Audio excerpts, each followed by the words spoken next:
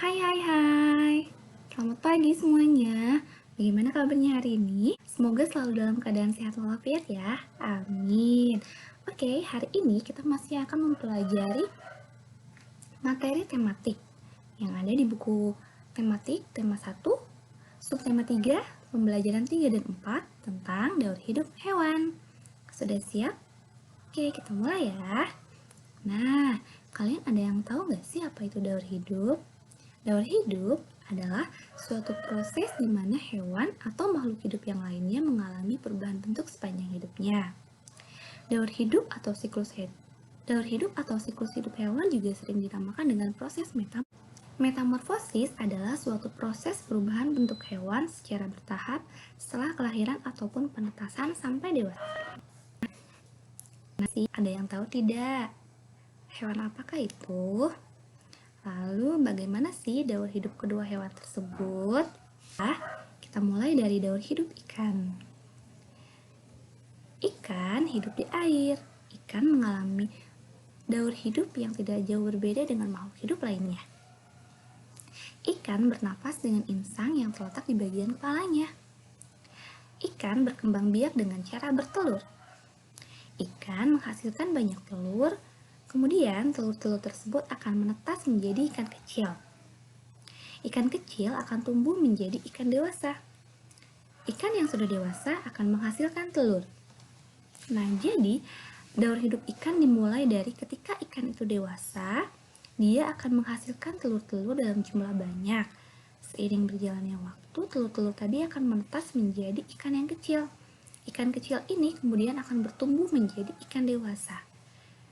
Ikan dewasa ini nantinya akan menghasilkan telur kembali. Kemudian telur-telurnya akan menetas menjadi ikan kecil. Ikan kecil ini akan bertumbuh menjadi ikan dewasa. Begitu seterusnya siklus hidup ikan atau daur hidup ikan. Nah, tapi bukan berarti ikan yang sudah dewasa ini akan kembali menjadi telur-telur.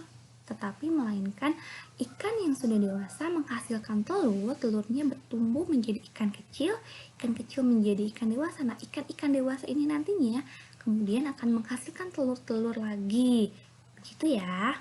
Sampai sini jelas? Oke, kita lanjut ya. Daur hidup katak.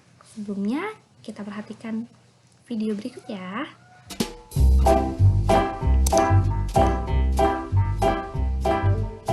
Daur hidup katak.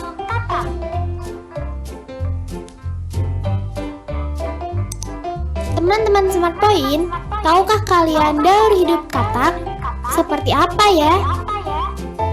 Katak berkembang biak dengan cara bertelur di dalam air. Telur-telur itu akan menetas setelah kurang lebih 10 hari. Telur itu menetas menjadi berudu yang hidup di air. Oleh karenanya, berudu memiliki insang, alat pernapasan untuk bernapas di dalam air seperti pada ikan. 3 minggu kemudian, insang pada katak akan tertutup oleh kulitnya. Kemudian tumbuhlah kaki belakang. Pada usia 8 minggu, berudu berkaki berubah menjadi katak yang berekor. Ekor itu kemudian akan memendek dan ia bernapas dengan paru-paru. Setelah pertumbuhan anggota tubuhnya sempurna, katak akan berubah menjadi katak dewasa. Kita ulangi sekali lagi daur hidup katak ya teman-teman. Katak bertelur, menetas menjadi berudu, kemudian tumbuhlah kaki belakang, berudu berkaki berubah menjadi katak yang berekor, katak dewasa. Selamat belajar.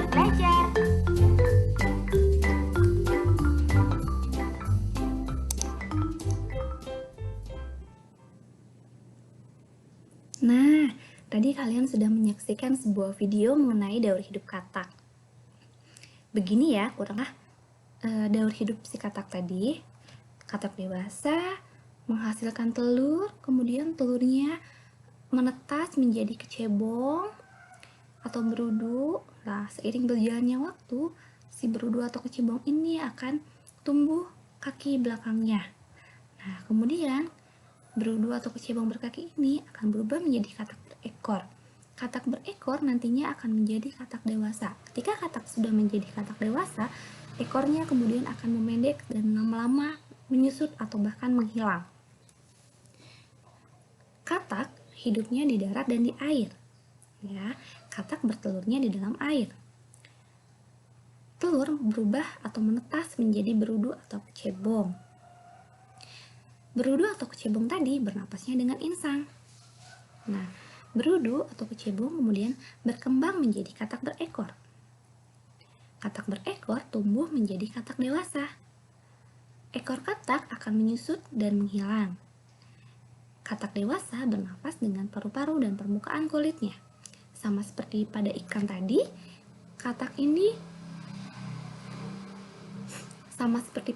tadi, beginilah daur hidup si katak.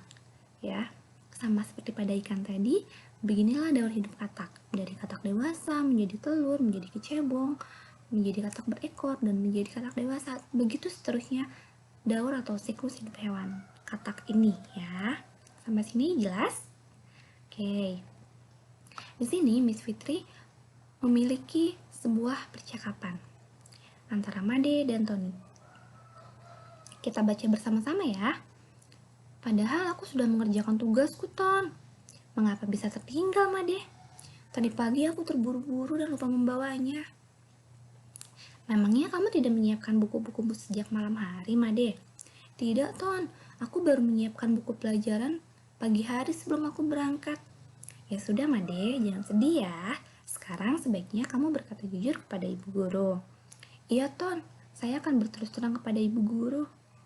Kamu sebaiknya menyiapkan buku pelajaranmu sejak malam hari, supaya kejadian seperti ini tidak terulang lagi.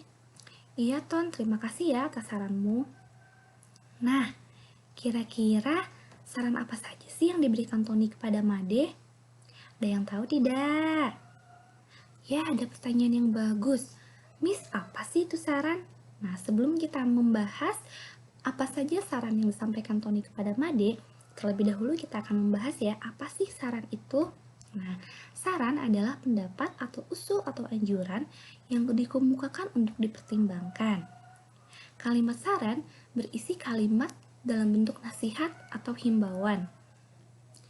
Nah, ketika kita memberikan saran yang baik, itu menunjukkan rasa peduli dan rasa sayang kita kepada orang yang lain. Ketika kita memberi saran yang baik, itu menunjukkan rasa peduli dan sayang kita kepada orang lain. Ketika memberi saran, kita sebaiknya menggunakan kalimat yang santun agar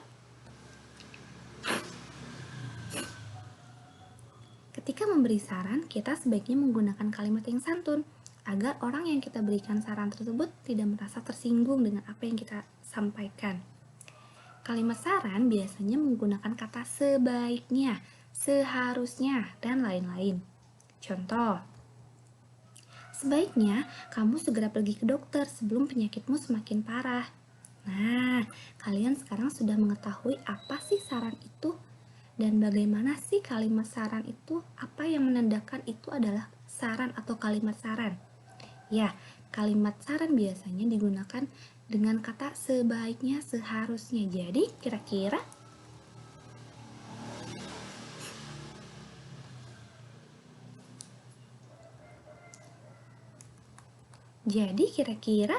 dari teks tadi, mana ya saran yang diberikan Tony kepada Made?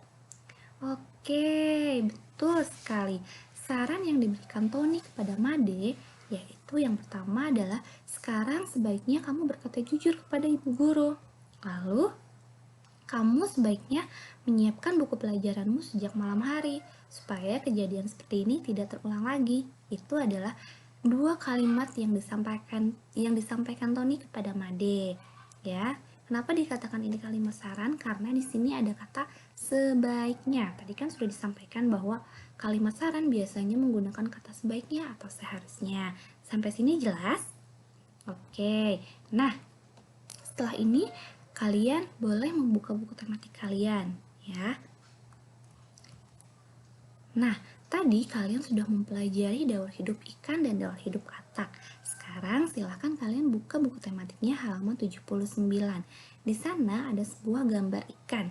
Nah, kalian boleh menghias ikan tersebut menjadi sebuah gambar dekoratif. Jangan lupa gambar dekoratif itu ada unsur-unsurnya yang harus kalian perhatikan. Yang pertama adalah garis, yang kedua bidang, dan yang ketiga adalah warna.